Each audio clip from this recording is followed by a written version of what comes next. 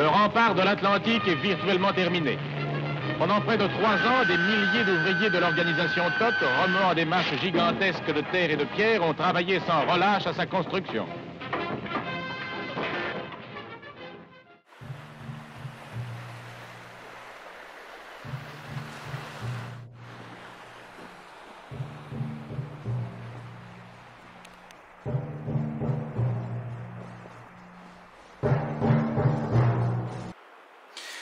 Salut tout le monde, alors pour cette première vidéo d'exploration des vestiges du mât Atlantique, je me trouve à Port-en-Bessin.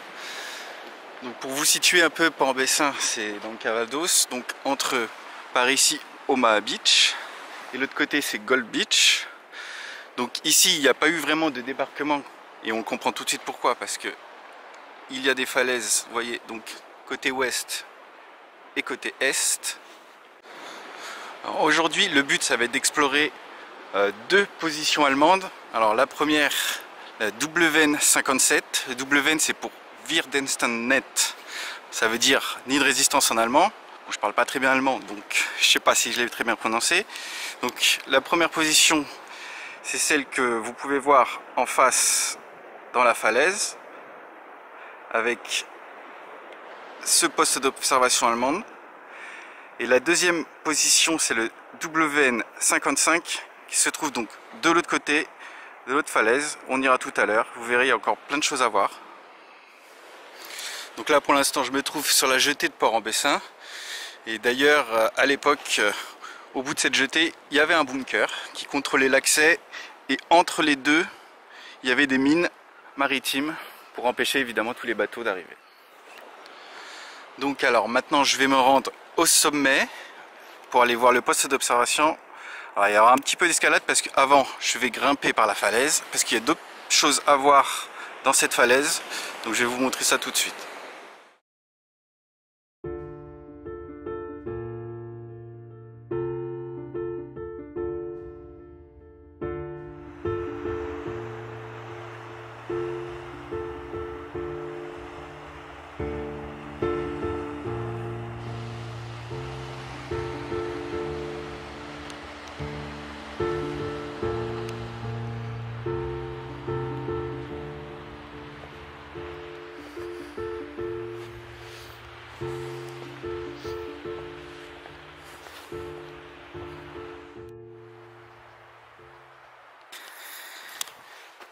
Voilà, ça y est, on arrive au premier bunker. Alors, ouais, alors c'est un véritable dépotoir. Je vais même pas aller dedans. C'est souvent comme ça d'ailleurs, ça se transforme souvent en dépotoir. Alors voilà, donc ce bunker, c'était un bunker qui abritait un canon de 47 mm, c'est un canon anti-char. Vous voyez l'ouverture.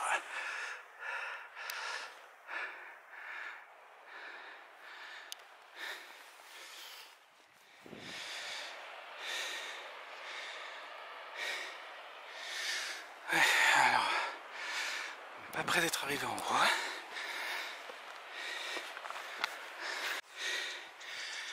Alors là je suis à mi-hauteur de la falaise et vous voyez déjà on commence à avoir une superbe vue sur le port. Et pourtant je ne suis qu'à la moitié.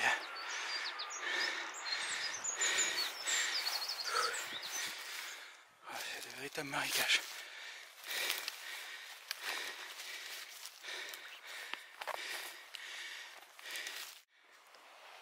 Alors on arrive ici à un endroit, donc ça se voit pas forcément comme ça. C'était un bunker en construction, donc un bunker de type 612. C'était un bunker d'abri pour canons de campagne. On va voir ça parce que on voit très bien que le sol en fait il est recouvert de béton. Alors ça a été recouvert par les herbes, mais on arrive quand même à deviner la forme de ce bunker. un rectangle et vous pouvez voir déjà que les murs avaient été commencés. Les fondations sont présentes sur plusieurs endroits. Ici on voit bien, en face aussi.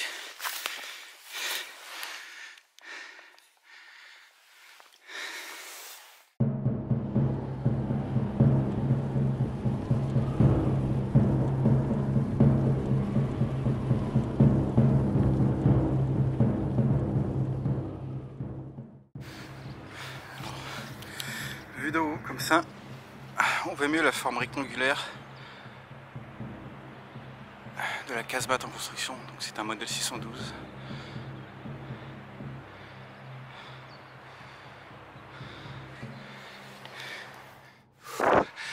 Ça y est, j'y suis presque.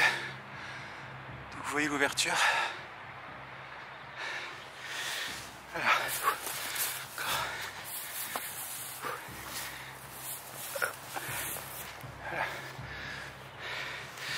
Ça y est, je suis à hauteur donc, du poste d'observation. Voilà, donc on va faire le tour et rentrer à l'intérieur. Voilà, alors on arrive au-dessus du bunker. Donc ici, vous avez un mémorial dédié au 47e Royal Marine Commando britannique. Ce sont donc ceux qui ont libéré cette ville.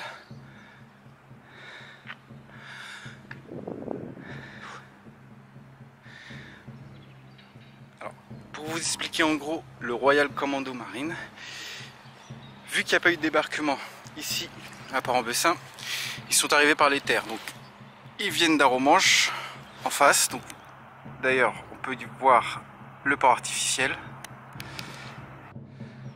Donc ce 40e régiment est arrivé par les terres. Alors en premier ils sont arrivés par le sud de la ville. Il y a une autre position qui est aujourd'hui inaccessible, en plein milieu du golfe. Ensuite dans la falaise est.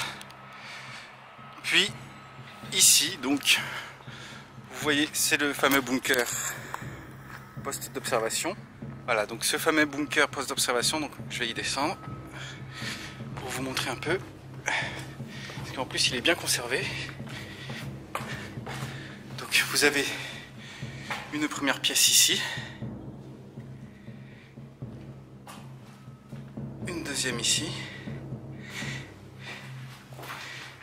Ensuite, on a le couloir qui arrive au poste d'observation lui-même. Donc vous voyez, d'ici, comme vous pouvez le constater, vous avez une vue d'ensemble sur le port de Port-en-Bessin.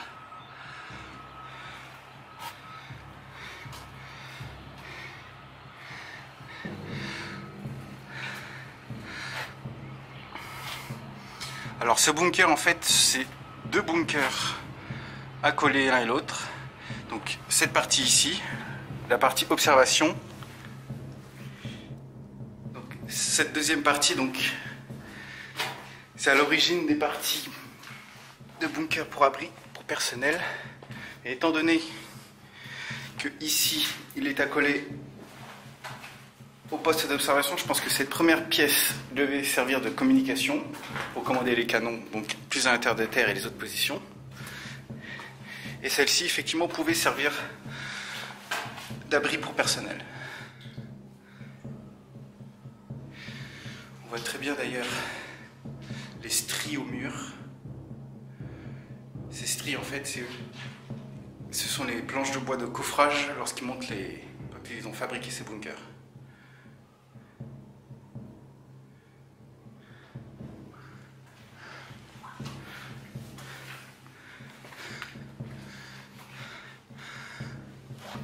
Ici, je pense qu'il y avait sûrement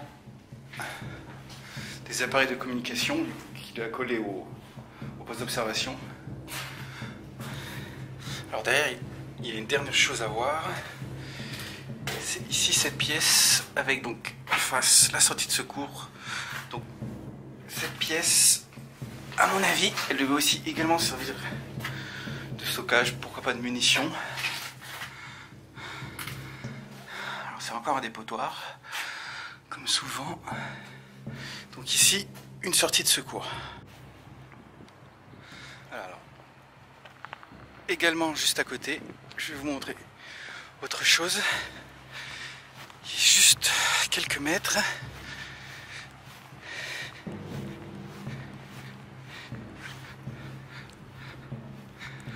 Voilà, donc c'est ici, donc c'est un emplacement pour la flak, un canon flak.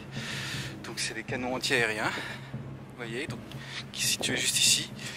Alors tous les trous qui sont autour, c'était pour le stockage des munitions. Vous voyez, il y en a partout. Ici, une petite entrée. Et donc un canon anti-aérien se trouvait juste ici.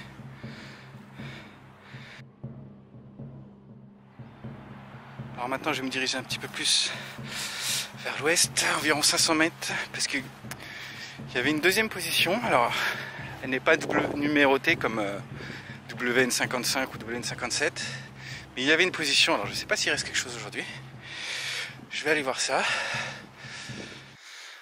Alors voilà, j'arrive à ce qui est, je pense, la deuxième position. Alors c'est complètement sous la végétation. Je ne sais pas si je vais pouvoir y aller. Effectivement, il y a peut-être bien quelque chose.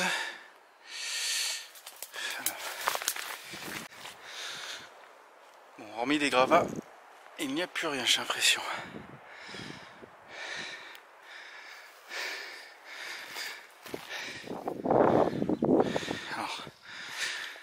Donc en fait, à la base, ici il y avait des abris légers pour mitrailleuses du type MG. Alors c'était sans doute des abris en bois. Je pense que c'est pour ça qu'il ne reste plus rien aujourd'hui.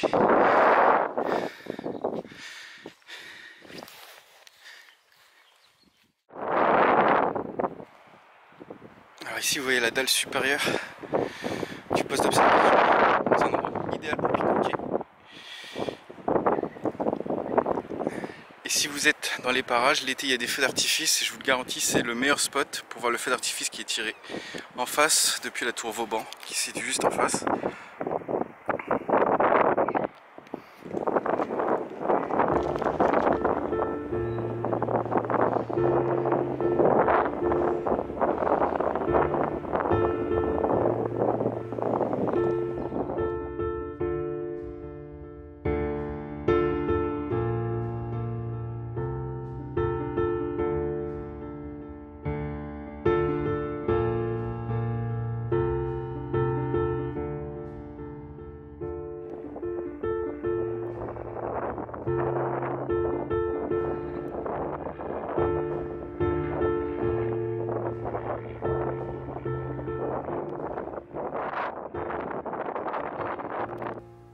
Je vais vous montrer une petite chose avant.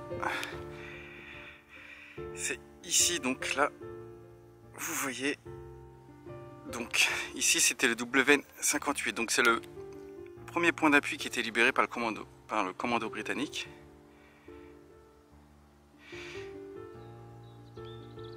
Donc ça sert à rien d'y aller. J'y suis déjà allé en fait. Donc tout est enfoui sous une épaisse végétation. Impossible d'y accéder. Voilà, donc c'est ici. Donc c'est au sud de la ville.